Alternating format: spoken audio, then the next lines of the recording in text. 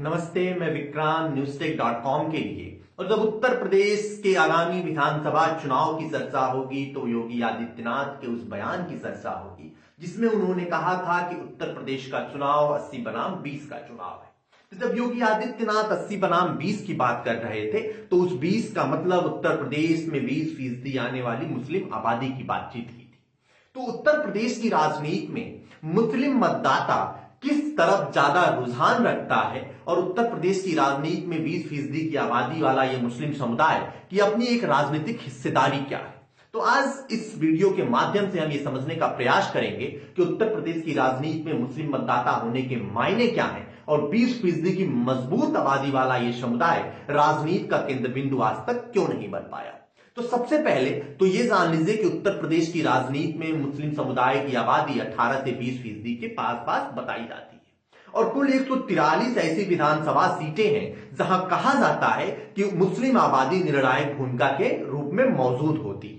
और उत्तर प्रदेश में मुस्लिम मतदाताओं पर एकाधिकार की बात तीन पार्टियां हमेशा समय समय पर करती रही हैं, जैसे समाजवादी पार्टी, बहुजन समाज पार्टी और कांग्रेस। लेकिन आगामी विधानसभा चुनाव में 2022 में एक चौथी पार्टी है जिसने मुस्लिम समुदाय के मत पर अपना दावा ठोक दिया है। नाम है असदुद्दीन ओवैसी और पार्टी का नाम है एआईएमआईएम ने यह तय किया है कि असदुद्दीन ओवैसी के नेतृत्व में उत्तर प्रदेश की 100 से अधिक विधानसभा सीटों पर चुनाव लड़ा जाएगा। और जब 100 से अधिक विधानसभा सीटों पर चुनाव लड़ने की बात असदुद्दीन ओवैसी कह रहे थे तो सीधा सीधा सा मतलब था, जैसा मैंने आपको बताया, कि उत्तर प्रदेश की राजनीति में 143 ऐसी सीटें हैं जहां पर मुस्लिम मतदाता निर्णायक भूमिका में नजर आता है।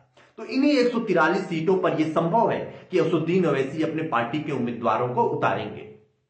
तो आइए समझते हैं कि कौन से वो इलाके हैं जहां पर मुस्लिम मतदाता बहुत प्रभावी साबित हो जाते हैं और उत्तर प्रदेश की राजनीति में मुस्लिम विधायक या मुस्लिम प्रतिनिधित्व की संख्या क्या है। तो सबसे पहले तो हम ये जान लेते हैं कि उत्तर प्रदेश की 143 सीटों पर मुस्लिम मतदाताओं का प्रभाव है जहां ये निर्णायक भूमिका में नजर आते हैं। और सन 2007 में ये बहुजन समाज पार्टी के साथ गए थे, सन 2012 में ये समाजवादी पार्टी के साथ गए थे और सन 2017 में मुस्लिम मतदाताओं का मत जो है बटा हुआ बताया गया था। और ये बताया गया था कि जो है मुस्लिम मतदाता जो है 3 हिस्सों में बट गए, कुछ समाजवादी पार्टी में गए, कुछ बहुजन समाज पार्टी में गए और कुछ कांग्रेस पार्टी में गए। और एक अंदर खाने से खबर यह भी आई थी निकल के कि तिलक जो ये ट्रिपल तलाक का पूरा विषय है, इस ट्रिपल तलाक के ऊपर कानून बनाने की वजह से मुस्लिम महिलाओं ने भारतीय जनता पार्टी के पक्ष में भी मतदान किया था। इसलिए उत्तर प्रदेश की राजनीति में यह कहा जाता है कि जो मुस्लिम मतदाता है वो कभी भी किसी एक राजनीतिक दल के एक मुक्त नहीं रहे। लेकिन एक और राजनीतिक संभावना हमेशा से ये लगातार कही जाती रही है कि भारतीय जनता पार्टी को हराने के रूप में मुस्लिम मतदाता हमेशा से जो है अपने अपने दलों को बदलते रहे। उत्तर प्रदेश में अगर मुस्लिम मतदाताओं के राजनीतिक प्रतिनिधित्व पर बातचीत होगी तो सन 2017 में कुल 23 मुस्लिम विधायक जीतकर विधानसभा में पहुंचे थे। सबसे अधिक मुस्लिम विधायक 2002 में जीतकर पहुंचे थे जब इनकी संख्या 64 के आसपास बताई जाती है। लेकिन उत्तर प्रदेश में अगर इतनी बड़ी आबादी है तो मुस्लिम प्रतिनिधित्व का ये पूरा सवाल सन 1970 से 1980 के बीच में निकल कर आता है, जब समाजवादी विचारधारा उत्तर प्रदेश में बहुत तेजी से फैल रही थी और कांग्रेस की विचारधारा गिर रही थी। उसी के बीच में मुस्लिम प्रतिनिधित्व का ये पूरा राजनीतिक घटनाक्रम उभर कर आता है। लेकिन जब सन 1980 में भारतीय जनता पार्टी के रूप में एक नई पार्टी का उदय होता है जिसकी बुनियाद में हिंदुत्व होता है और सन 1990 में जब राम मंदिर की लहर पर भारतीय जनता पार्टी सन 1991 में सरकार बनाती है, उसी के साथ उत्तर प्रदेश के राजनीतिक घटनाक्रम में मुस्लिम प्रतिनिधित्व की संख्या में गिरावट देखी जाती है।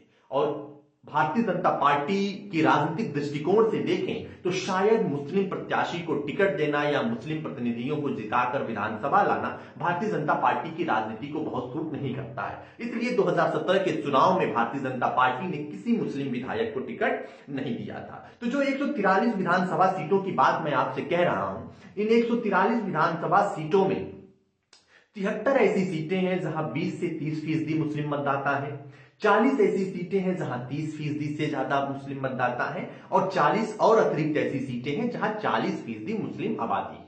और ये मुस्लिम मतदाता एक बहुत निर्णायक भूमिका अदा करते हैं अपने स्थानीय विधायक को चुनने में और उत्तर प्रदेश की विधानसभा में अपनी आबादी के नुमाइंदे को पहुंचाने में।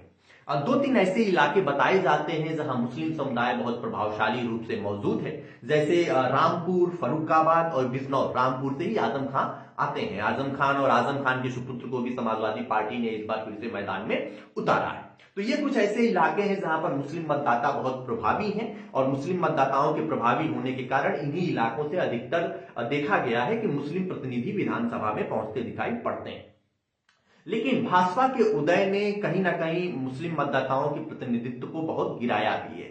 ऐसा अक्सर राजनीतिक रूप से देखा जाता है कि जब कोई भी पार्टी बहुत ज्यादा मुस्लिम मतदाताओं को उत्तर प्रदेश में चुनाव में उतारती है तो भारतीय जनता पार्टी के लिए यह लड़ाई बहुत आसान हो जाती है, क्योंकि भारतीय जनता पार्टी मुस्लिम बनाम हिंदू के इस पूरे एंगल को बहुत शानदार तरीके से प्रोजेक्ट करने में सफल हो जाती है। जैसे उत्तर प्रदेश में अभी वर्तमान में आप एक राजनीतिक परिस्थितियां देखेंगे कि सपा और रालोद के गठबंधन से पश्चिम उत्तर प्रदेश में मुस्लिम विधायकों को मुस्लिम प्रत्याशियों को टिकट दिया गया है और भारतीय जनता पार्टी के ट्विटर हैंडल से और भारतीय जनता पार्टी के ऑफिशियल फेसबुक पेज से कई भारतीय जनता पार्टी के नेताओं ने बाकायदा संख्या गिन के बताया है कि इतने प्रत्याशियों में से इतने मुस्लिम प्रत्याशियों को टिकट दिया गया है। यानी कि भारतीय जनता पार्टी की राजनीति में मुस्लिम प्रत्याशी को उतारना उतना सूट नहीं करता, के बजाय अगर उसके विपक्ष की पार्टी बहुत ज्यादा मुस्लिम प्रत्याशियों को चुनाव में उतार देती है तो भारतीय जनता पार्टी को इसका एक राजनीतिक लाभ होता दिखाई पड़ता है।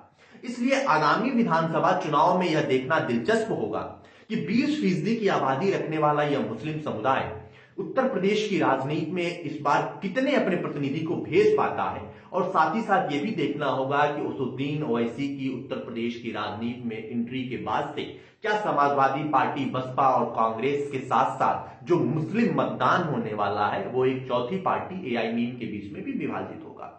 नमस्कार, मैं विक्रांत। मेरी यह रिपोर्ट newstech.com के लिए, ऐसी ही तमाम राजनीतिक रिपोर्ट के लिए आप हमारे साथ जुड़े रहिए। नमस्ते, जय हिंद, जय भारत, जय लोक।